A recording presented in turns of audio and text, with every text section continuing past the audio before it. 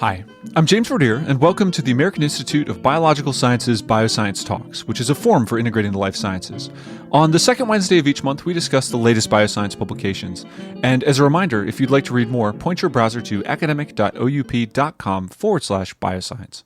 For this episode, I was joined by Dr. Alan Wilson of Auburn University and Dr. Eric Nagy, who works for the Mountain Lake Biological Station at the University of Virginia, and who's also a member of the AIBS board. They joined me to chat about the National Science Foundation Research Experiences for Undergraduates Site program. I'll let them describe the program, but one of the interesting findings in the article is that undergrads who participated in intensive research experiences were more likely than demographically similar students to, for instance, pursue a PhD in science and math-related fields. I'll let them fill in the details, though, so let's move to the interview. All right, thank you both very much for joining me today. Oh, it's my pleasure. Thanks for having us. Great to be here. Thanks, James. So before we get too far into the article itself, I was hoping, one or both of you could give me a little bit of background on the National Science Foundation's Research Experiences for Undergraduate Site summer program, just to kind of give us a little bit of context for what we'll be talking about today. Yeah, sure. So these are programs that fund anywhere between maybe 6 to 12 undergraduate students in research experiences, typically over the summer from anywhere between 8 to 10 weeks. So most of these are cohort experiences. There are supplements that are provided, which undergrads get research experiences, but typically that's an individual student or maybe a pair of students that work with a PI. But formally, it's an opportunity for students to work with a mentor or mentors doing independent research in a research lab. Yeah, and I might just add that one of the values of the SITE program is that it collects undergraduates together in a group to work together, to work with mentors as a group, and to be exposed in a larger kind of academic and scientific community.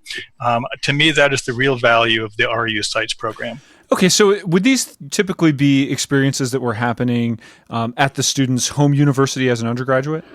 So there are programs which do recruit internally, but most of the programs that I'm familiar with are strongly encouraged to bring students from other institutions, and specifically institutions that lack research opportunities for undergrads. And the big target lately has been community colleges, and so typically not the home institution is the target. Yeah, I think that is the norm. I'm at a biological field station, and so recruiting students, for example, from my home institution, the University of Virginia, is not necessarily the most obvious thing to do anyway. We're not on campus. We advertise nationally, and almost all of our students are from other institutions. Okay, Eric, I'll address this to you because we've talked before about your research station. So let's say that I'm a community college student. I'm very eager to get down to Virginia and do some research of my own at your institution. How do I make that happen? What are the steps that I take? Well, we advertise broadly to a lot of kind of targeted institutions like community colleges. But to be honest, our greatest success is through personal contacts and word of mouth. I spend a lot of the year reaching out to fellow biologists in biology programs all across the country and asking them to make personal connections with their students and to send them to me. So it really helps to have a strong network of contacts throughout the country, because a lot of these students aren't necessarily going to be looking over the internship boards and finding it being on the right email lists or that kind of thing. So we really do rely on representatives from home institutions. And what kind of research might be done if at your institution or elsewhere? So this varies a lot. At our program at the Mountain Lake Biological Station, we focus on ecology, evolution, behavioral research in a field environment. That's most of the research that goes on here. So that is the research that we advertise in our program announcements. We advertise the PIs that are going to serve as mentors on our website and other recruiting material. So students figure out pretty quickly what site programs are focusing in what disciplines, and it varies all across the map. So 80% of the applicants I get are really looking for something like what Mountain Lake can provide them. The ones that are interested in biomedical research or other areas of biology don't usually end up applying to my program. Okay, and more broadly speaking, programs such as these are able to allow students to do their own research. So is this a research question of the students that's been matched to a principal investigator at a various site? Again, the way we do it, and this does vary across sites, is we choose mentors who obviously have an expertise, but are willing to work with students in developing their own research questions. So we do not expect students to come in as experts, with the skills and ability to design by themselves their own research project. That would be ridiculous. We pair them with mentors that can treat them, in effect, like graduate students, and truly mentor them in developing questions and reality checks and figuring out what they can get done in the 10 weeks. But by the end of the day, it is the students' project. They have ownership of it. They end up often publishing it.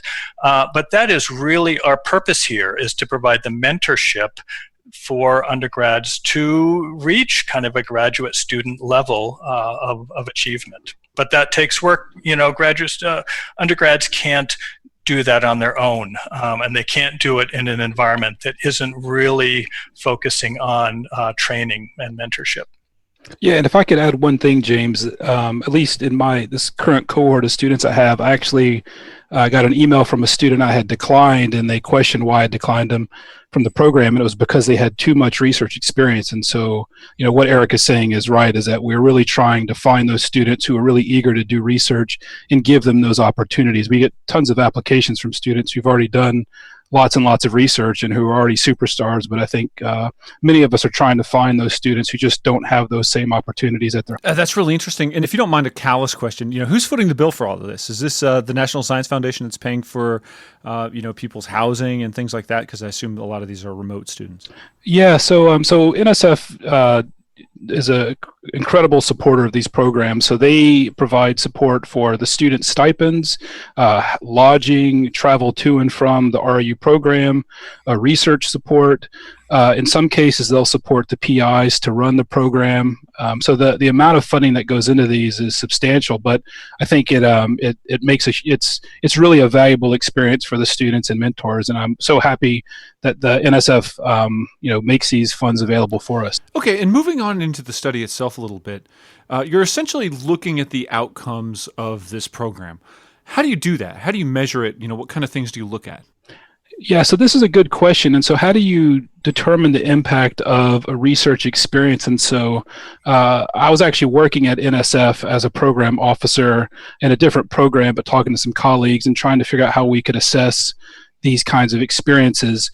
And it's tricky because, it's hard to do experiments with people. And then, but we felt like having this paired design would be a good approach. And so taking students that are selected for a program and then taking students that are demographically like the student that was selected and chose to participate in the program, but ultimately wasn't chosen, and then trying to track those students. And so that was at least initially the idea how we would go about getting data. And then the kinds of data we were looking at are things that at least the group of us thought would be valuable, at least on the scale of kind of careers. And so things like presentations and papers and awards and those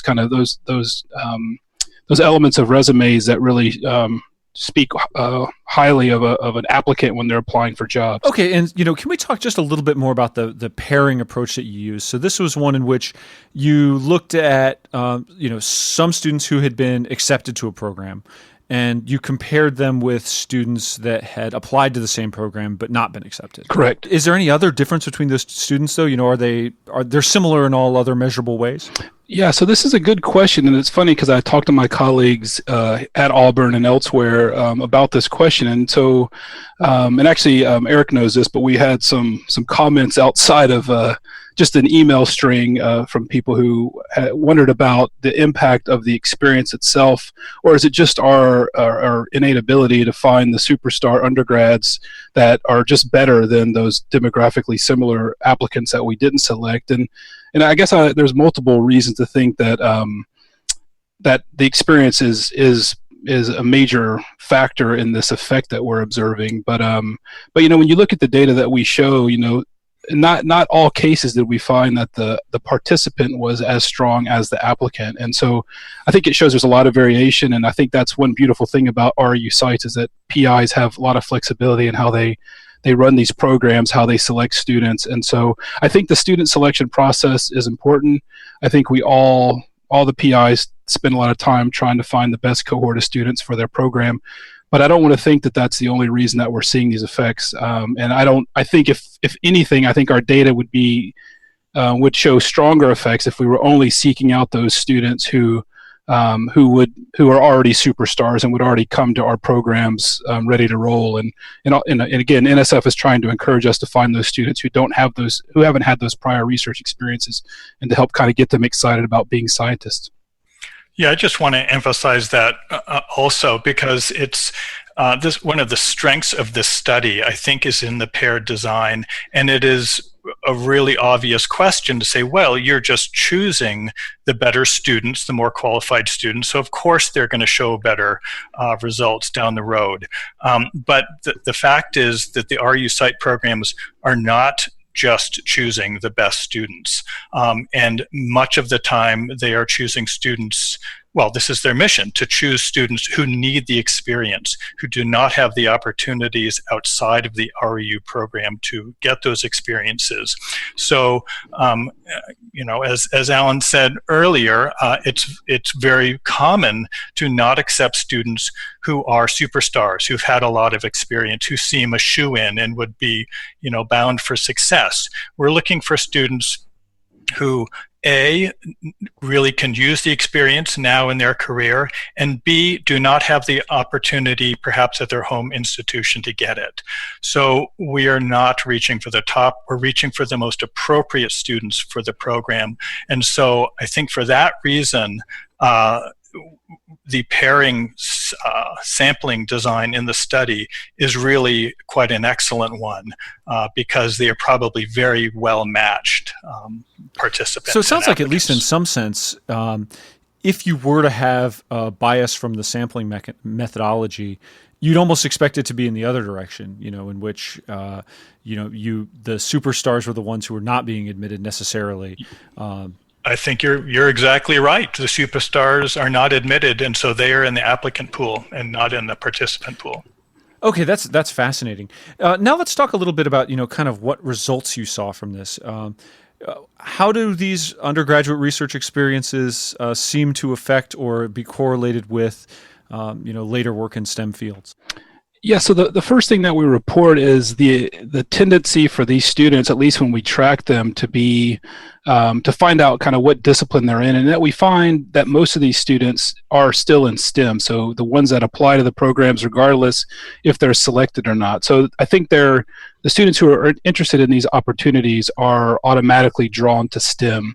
Maybe the first bit of data that we got, which maybe was intriguing to a lot of people, was that we find that of those students that we tracked, the participants tended to be pursuing more PhDs than the applicants, and you see that almost this kind of mirror image of PhD versus MS interest of the applicant versus participant. And I think that, so the fact that most of these students are interested in getting advanced degrees is great.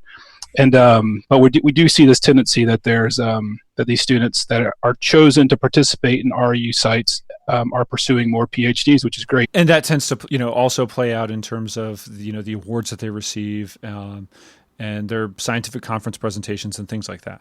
Right, yeah, and then that's the later data that we show, which to me I think are really the most powerful. Is that and again, I don't know if we can say that the whole effect is related to the REU experience itself, but I do think that this is a huge stepping stone for many of these students, and that we find that in general that these REU participants are presenting more at conferences, they're writing more papers, and they're getting more awards than these demographically similar applicants. And again, all that's I think those are all the metrics that we're all looking at when we're trying to evaluate people we want to hire for grad school or for faculty positions. And so I think these are great outcomes for these programs. I might just add that although this is not part of the study and is purely anecdotal, I've been in this business a long time, and I hear time and time again from past participants that it was the experience they had at Mountain Lake that shaped their future career directions. That's awesome, Eric. I love to hear that. Yeah, I mean, and that makes sense. That was something I was hoping to talk about a little bit too. The number that jumped out at me was that those who were participants rather than applicants, those who carried out the program, were 48% more likely to pursue STEM-related doctoral degrees than the demographically matched students who apply but aren't selected. So that number jumps out at me, but it seems like not only do you show the strong correlation, but your experiences in participating in the program kind of seem to back up that type of experience and that sort of, impactful experience that students are having. His program has been running much longer than mine, so we're only in the 4th year of our site, and so I'm going to let Eric take over on this question.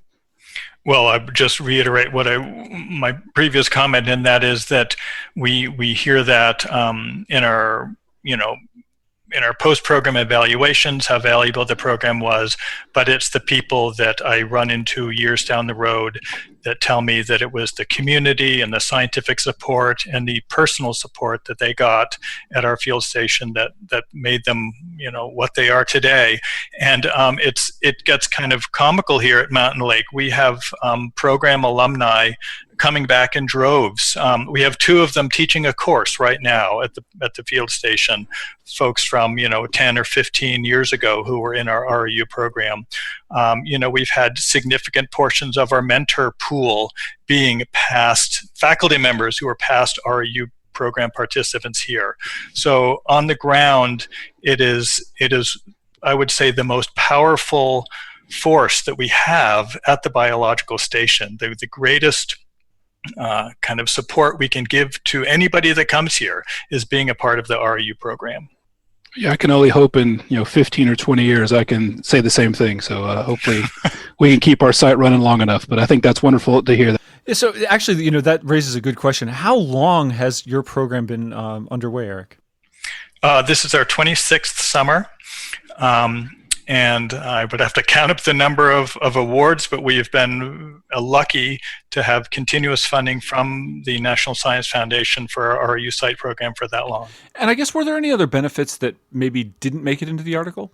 The only thing I might add is, in addition to impact on individuals' career paths, the networking and the colleague building that can happen at a site program is invaluable. Mm-hmm. We have students and mentors starting up, career-long collaborations. We have students and non-mentors, other RUs or other PIs at our site program that were just here at the field station that connect and somehow become colleagues years down the road. So again, I think the value of the site program and having people all in one place, living and working together, I just can't praise that more strongly. And that gets me to something I was, kind of hoping to ask about as well, which is the potential for a program such as this to, help create or foster economic and cultural diversity. I think we're all familiar with the idea that STEM PhDs are a more homogenous group than perhaps others are. Do these sorts of opportunities to network give people an in that may be of service to them later in their careers?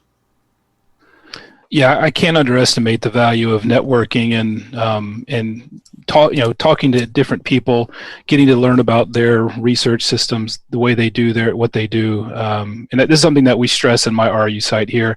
And actually, maybe this is something that is unique to our program, but Auburn has 5 other REU programs at the university, and so we are actively trying to connect our REU site with other REU programs so that way students can talk to others in different disciplines.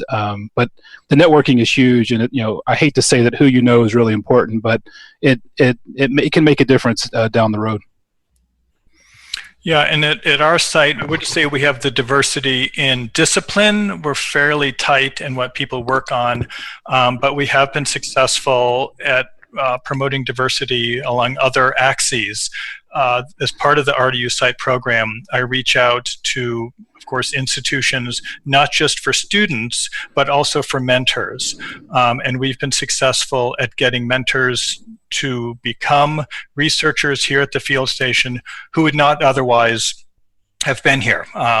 Folks from, from HBCUs, from the University of Puerto Rico, from other smaller institutions that needed some help finding a place to do research, finding an in to a community that could support their academic interests. And we've been successful at that. And the result is then, of course, you have a mentor pool that can be role models for a much broader range of students. So it sounds like this is an opportunity to sort of, bring together diverse groups that would not otherwise necessarily, be able to get together, network, and, form the sort of professional relationships that they'll need throughout their careers. Right, because we see that as part of the mission of the REU Site program. And now, I was hoping we could talk a little bit about the type of research that's done at the site in Auburn. What kind of things are being researched there? I hope to give people as much of a broad idea of the types of work and research that are being done as we possibly can. Yeah, so this is the second. The second program for our REU site, and the theme is warm water aquatic ecology. So Auburn is in Alabama. It's super hot here. A lot of people study aquatic systems in other parts of the country, and it's not quite as hot as it is down here. So we wanted to kind of take advantage of the heat and see how aquatic systems work differently down here relative to other parts of the country. And so the first REU site grant I got was focused pretty much on aquatic ecology. We had a lot of mentors that focused on aquatic ecology or fisheries, more natural resources kinds of work. But this particular program, we're in our first summer now, and we had so much interest by mentors that we decided to kind of broaden it quite a bit, actually. And so it's a lot more interdisciplinary. We have so many mentors that each student is mentored by 2 to 4 different mentors, and oftentimes in different disciplines. And so each student's project, although I hope is under the aquatic ecology umbrella at some level, a lot of these student projects are going to be much more interdisciplinary than I had originally thought when we proposed this project. And so, for example, we have people doing work on biofuels, on non-parametric statistics, on wetland ecology, sociology, fisheries management, microbial ecology, hydrology, just as some example that we have. Water is the common theme through all the projects, but we're really encouraging mentors to try to leverage their expertise to come up with projects that interest the students and the mentors. What's next for this program? Is the plan steady as she goes? And this can either be applied to your individual sites or to the program more broadly. Yeah. So our REU site just started, so this is the first of 3 summers, and we're actually at the beginning of our 5th week, so we'll have our midterm presentations later this week, and so it's hard to start thinking about next summer now because we're kind of in the middle of chaos, but I hope to, in the next year or 2 to write another proposal to extend this site. I did want to mention before I give Eric a chance to talk, is that, thinking about this paper and about assessing REU sites is something I've been spending a lot of time thinking about, and I have been talking with folks about potentially finding ways to leverage more data to do more assessments, and I think maybe Eric has as well. But I think a lot of us are trying to figure out are there better ways or different ways to figure out how these programs are impacting the students, and figuring out what elements of our REU sites are making the difference. Yeah, I think that's right, Alan. I was just, as you were talking, trying to think about where we might go as a program next. I think that how we would like to expand is to increase the diversity of science that's happening here. And we've done that with the program already by recruiting REU mentors, faculty members, outside of kind of our traditional academic sphere. An example of that is we have a mentor now who's working on ecosystem services and human impacts on species diversity. That's not an area we were strong in previously. We also have an REU project going on this summer that is focusing on biological collections. And collections, as we all know, is an area that we need to pay a lot of attention to these days as we start to lose biodiversity globally. It makes biological collections much more important, both to keep doing those collections as well as making good use of historical collections that may have species that are no longer with us on Earth. Another thing that we are always trying to do is to rethink and improve our training components. There's been a lot of effort on REU sites to grapple with ethical issues, both scientific ethical issues and personal ethical issues. That has been a very strong point of the REU program. I have found recently that students really need a lot of help with writing training. And this year I brought in a faculty member, had her come to the station for a week and do a 3-day writing workshop. It's the first time we've done that level of training on writing for the REU students. And it was a huge success, and I'm just going to try to do it next year, and then of course try to write it into a renewal proposal that comes down the pike. So we're always trying to keep our fingers on what's going to help the students the most and try to build that into future years' programs. Actually, and if I could mention one more thing as Eric was talking, it reminded me that one thing that we've done this summer, which has been wonderful, and I think I'm going to really try to expand on next summer, is that we were able to recruit 2 students with disabilities, and it's going really well. And so I think I'm going to make more of an effort next summer to try to continue the recruitment of students from underrepresented groups. But oftentimes we think of underrepresented minorities like based on ethnicity or race, but students with disabilities, they're out there, they want research opportunities, and I'm excited to think that we've had the opportunity to train at least 2 this summer, and hoping next summer we'll be able to maybe grow that number. And I really want to credit the National Science Foundation for exactly what Alan is talking about, because it is their support of these kinds of efforts that we've both been talking about that makes it possible. They really have encouraged and mentored us in building programs that are broad and reach a broad range of students and really help kind of promote scientific literacy across our citizens in general. So it's easy to criticize government agencies, but the National Science Foundation is doing a wonderful job with this. Okay, great. And I know that we've been focused primarily today on talking about the effects of participating in these programs on students. But I was wondering if we could just briefly talk about, maybe some effects that have occurred to the research institutions themselves, to, your general research programs. Because, I understand that, anytime you implement something like this, you're bringing in mentors from outside of the institution, and you're bringing in students who may be working on subject areas that are not as typical for what you've done in the past. Have there been any effects like that? Has it broadened the approach at all? Yeah, so I'll speak from my experience, which has been much more limited than what Eric's had over the course of their program. But Auburn's been able to recruit some of the students that have participated in our past REU sites, which, to come here for grad school, which I think is outstanding. We've been able to publish lots of papers from these REU experiences, so, new knowledge gained.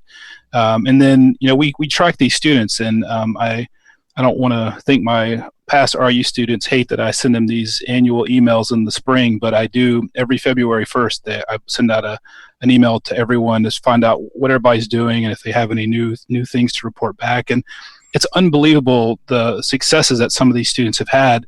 And so, for example, one thing that I added to this particular program is I'm having past REU students virtually chat with our current cohort of students. And one of these students was in our first program in 2011, and she just recently published her first paper from her PhD, and it was a science paper, like a first author science paper, which was incredible. And it was so great to listen to her talk to our REU students and talk about her experiences both as an REU student but also as a grad student. And it made me feel so good to be able to hear her story.